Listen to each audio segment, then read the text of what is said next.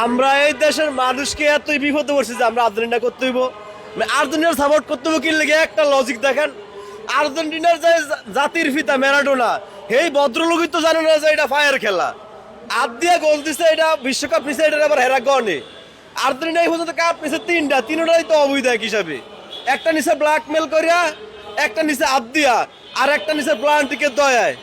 তাইলে এবার চিন্তা করেন, মানে আমরা কোন দুঃখে এই দেশের মানুষ আর্জেন্টিনা করতে হইব। ফুটবল আছে সৌন্দর্যের খেলা, আর সৌন্দর্য সর্বোচ্চ আছে ব্রাজিলের মধ্যে, ঠিক আছে। এই পৃথিবীতে সবচেয়ে বেশি প্লেয়ার সার্ভ আপ করে ব্রাজিল। তো ব্রাজিলের থেকে পৃথিবীর সব দেশ খেলা শিখে, পৃথিবীর সব লিগের খেলোয়াড় সব দেশে বেশি দামে বেচা যায় ব্রাজিলের। তা আমরা এই আফাগোদল করতাম যাবো কোন দুঃখে, যারা বোঝেই না যে এটা ফায়ার খেলা। হ্যাঁ গো, জাতির ভিতা গোল দিছে আদ্যে, এটারও তারা বিশ্বকাপ গনে। তো সেই হিসাবে তো ব্রাজিলের বিশ্বকাপ হয় 15টা মেয়া। আর্জেন্টিনা মানে একটা যুক্তি দেওয়া যায় এই কারণে আর্জেন্টিনা করতে হইব।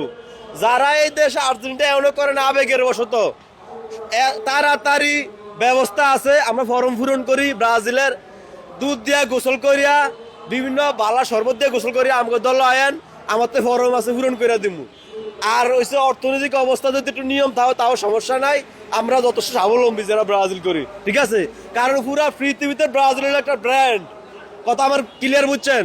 এই দেশে এই পৃথিবীতে একটা দলই দুইবার কাপ নিছে উর্ফি, ওটা লোকে ব্রাজিল। ব্রাজিল খেলার মানি হচ্ছে ব্রাজিল, খেলার সৌন্দর্য হচ্ছে ব্রাজিল, এই ফুটবলের ইতিহাসটাই ব্রাজিল।